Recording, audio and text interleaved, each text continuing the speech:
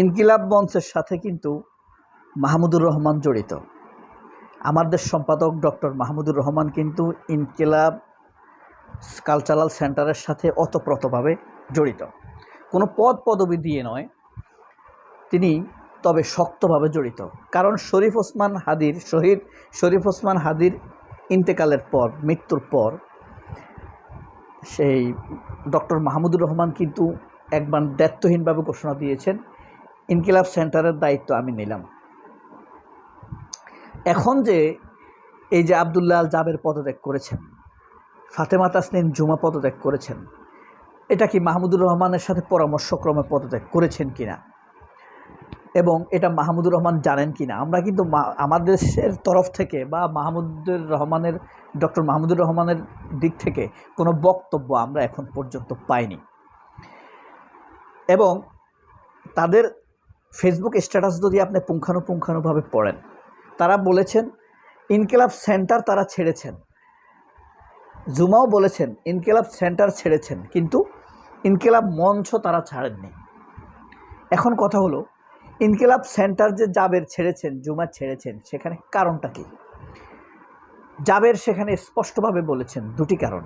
এক, অনেক দিন যাবৎ ওয়ারিশ সংক্রান্ত জটিলতা চলছিল। শরীফ ওসমান হাদি মৃত্যুর আগ পর্যন্ত এটাকে ট্রাস্ট করে দিয়ে যেতে পারেননি। এরপর থেকে শরীফ ওসমান হাদির ইন্তেকালের পর এটা উত্তরাধিকার সংক্রান্ত জটিলতায় ভুগছিল। উত্তরাধিকারে বলতে আমরা বুঝতে পারছি রক্ত সম্পর্কের ভিত্তিতে শরীফ ওসমান হাদির ভাইয়েরা বোনেরা এটার মালিকানা দাবি করছে।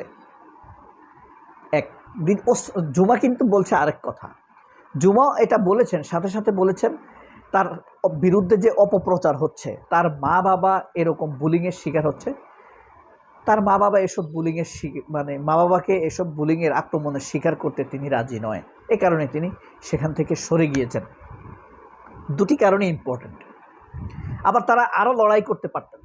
আমরা বুঝতে পারছি ওসমান হাদির ইন্তেকালের পর থেকে, অর্থাৎ এই বছর মে মাসের আনুমানিক 28 তারিখে হঠাৎ ওসমান হাদির বোন কিন্তু একটা ঘোষণা দেন যে কেন ওসমান হাদির মামলার বাদী হবে জাবের, পরিবারের কেউ নয়।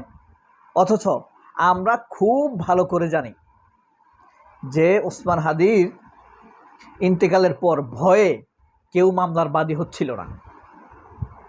এই ছেলে, সাহসী ছেলে, সুন্দর ছেলেটা আব্দুল্লাহ আল জাবের, সে এই মামলার বাদী হয়েছে এবং বাদীর কপিটা পর্যন্ত নিচ্ছিল না ওসমান হাদির বোন ভাইয়েরা ভয়ে।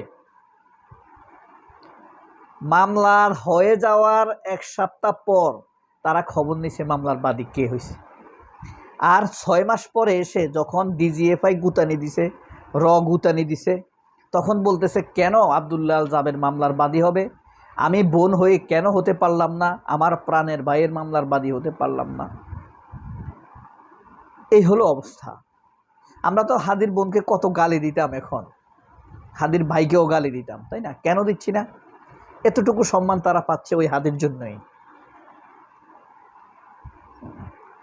আল্লাহ একটা রত্ন দিছে, হাদিকে দিছে এই পরিবারে, এই কারণে তারা এতটুকু সম্মান পাচ্ছে। কিন্তু তারা বুঝলো না হাদি কি জিনিস, কার প্ররোচনায়, কাদের ইন্ধনে, কিসের লোভে তারা এই ইনকিলাব কালচারাল সেন্টারের উত্তরাধিকার দাবি করছে। তারা কি 1 টাকা এখানে বিনিয়োগ করেছে? ইনকিলাব কালচারাল সেন্টারের উত্তরাধিকার হলো এই জাবের, অথেন্টিক্যালি উত্তরাধিকার হলো শরীফ ওসমান হাদির ছেলে ফিরনাস, তার ওয়াইফ, তাই না? কেউ না, এখন আর কেউ না, যেহেতু তার ওয়াইফ এবং তার ছেলে যেহেতু আছে। যদি মেয়ে হইতো তাহলে ভাই বোনেরা হইতো। যেহেতু ওসমান হাদির ছেলে আছে, শহীদ ওসমান হাদির ছেলে আছে, তাহলে এটার উত্তরাধিকার সে। তারপরেও তারা ব্যক্তিত্বহীন শেষরার মতো এটার উত্তরাধিকার দাবি করছে। এই কষ্টে গড়া, আমরা খুব ভালো করে জানি আব্দুল্লাহ আল জাবেরের শরীফ ওসমান হাদি কত পরিশ্রম করেছেন এই কালচারাল সেন্টারের জন্য। আব্দুল্লাহ আল জাবের কত পরিশ্রম করেছেন, জুমা রাত নাই দিন নাই খেটেছে। একটা মেয়ে হয়ে সে যে পরিমাণ খেটেছে, এটা বিস্ময়কর এবং আশ্চর্যজনকও বটে। তবে এখন যে যাই বলেছে, ফেসবুকে স্ট্যাটাস দিয়েছে, জুমা ছেড়েছে অপপ্রচারের কারণে এবং উত্তরাধিকার সংক্রান্ত জটিলতা, আর যা কোর পয়েন্ট আরও কারণ আছে। আর জাবের ছেড়েছেন উত্তরাধিকার সংক্রান্ত জটিলতা এবং পরিবারের সাথে বার্গেনিংয়ে তিনি টিকতে পারেন নাই। শেষ পর্যন্ত তারা ভাবছেন হয়তো তাদের বিরুদ্ধে আরও আর্থিক কেলেঙ্কারির অভিযোগ দিবে, অর্থ আত্মসাতের অভিযোগ দাঁড় করাবে। কারণ এসব করতে ডিজিএফআই সহযোগিতা করতে পারে, স্বরাষ্ট্রমন্ত্রী, এসবি বা আপনার ডিবি, পুলিশের ডিবি, এরা আবদুল্লাহ আল জাবেরকে, জুমাকে, আপনার মোসাদ্দেক ডাকসুর যে নেতা, তারপরে আপনার এবি জুবায়ের, হ্যাঁ, এদেরকে, এরা কিন্তু ইনকিলাব সেন্টারের সাথে অতপ্রত। শান্তা, ওই যে এক্সিকিউটিভ মেম্বার জগন্নাথ ইউনিভার্সিটির, এরা কিন্তু ইনকিলাব সেন্টারের, আরও আছে, এরা পরিচিত মুখ, এরা অনেক পরিশ্রম করেছে।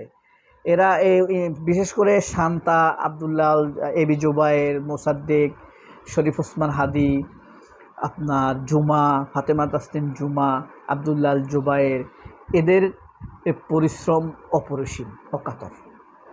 হ্যাঁ, তো শরীফ ওসমান হাদি যখন শহীদ হন তখন মানুষ কিন্তু খুব একটা, যারা ভালোবাসত এটাকে, উদ্বিগ্ন ছিল। বাংলাদেশের মানুষের প্রাণের কথা বলার জন্য একটা জিনিস দাঁড়াইল শেষ পর্যন্ত। তখন আমাদের সামনে ত্রাতার মতো এসে হাজির হয়েছেন এই মাহমুদুর রহমান।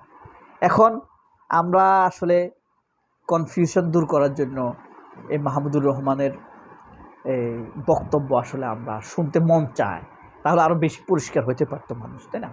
কারণ মাহমুদুর রহমান যখন এটার দায়িত্ব নিয়েছিলেন তখন সবাই হাঁপ ছেড়ে বেঁচেছিল যে একটা নির্ভরযোগ্য লোক, মানে এক্সিকিউটিভ পাওয়ার সম্পন্ন একটা লোক এটার নিয়েছে। মাহমুদুর রহমান জানেন খুবই হেভি অ্যাডমিনিস্ট্রেটিভ ওয়াইজ, মানে এক প্রশাসনিক জ্ঞান সম্পন্ন একজন লোক, প্রশাসন কীভাবে চালাইতে হয়। তাছাড়া বাংলাদেশের কালচারাল মুভমেন্ট আমরা তার মুখেই প্রথম শুনছি।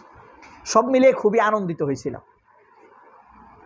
কিন্তু এখন এই যে দুইজন পদত্যাগ করলো, এবি জুবায়ের অবস্থান কি, মোসাদ্দেকের অবস্থান কি, শান্তাদের অবস্থান কি, তারপরে আবু নসরের অবস্থান কি, তারপরে আবু তালহা একজন আছে, তার অবস্থান কি, এগুলা আমাদের আসলে জানাটা জরুরি।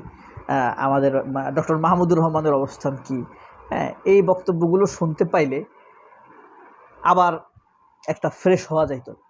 কিছু একটা করে তো আমাদের কালচারকে চালাই নিতে হবে।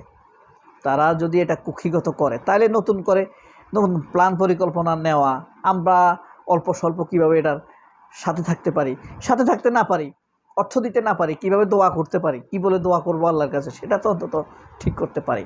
ওসমান হাদিরকে আল্লাহ বেহেশত নসিব করুক, তার আত্মাকে আল্লাহ শান্তি দান করুক, তার পরিবারকে হেদায়েত দান করুক, লোভ লালসা থেকে মুক্ত করুক, আর নাহলে তসতস করে দেখ, ক্ষতি থেকে বাঁচাক, তার পরিবারের ক্ষতি থেকে এই দেশকে বাঁচাক, কালচারাল সেল্টারকে বাঁচাক।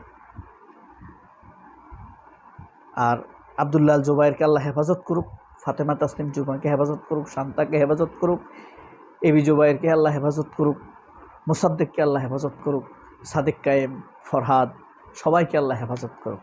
সবাই অনেক ভালো থাকবেন। আল্লাহ হাফেজ। মাহমুদুর রহমানকে আল্লাহ বিশেষভাবে হেফাজত করুক। আসসালামু আলাইকুম।